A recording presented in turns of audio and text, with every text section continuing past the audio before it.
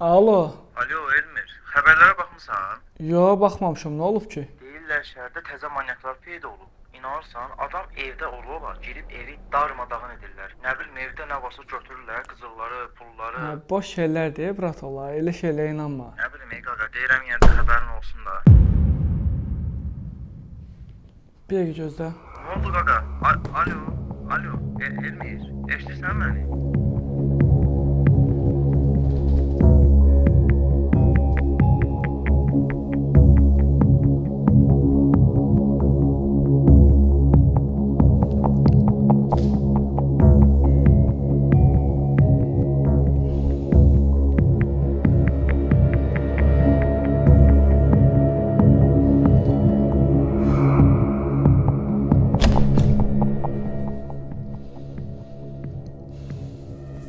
Şübhələrim doğru çıxdı.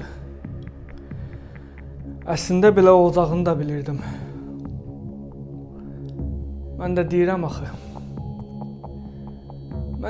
axı, işıq pulu niyə bu qədər yazır? Ay bala, bu işığı söndürün də, bu otaqda heç kim yoxdur. Bu işığı niyə yanlı qoyursunuz? Düşmənəm bala mən sizə.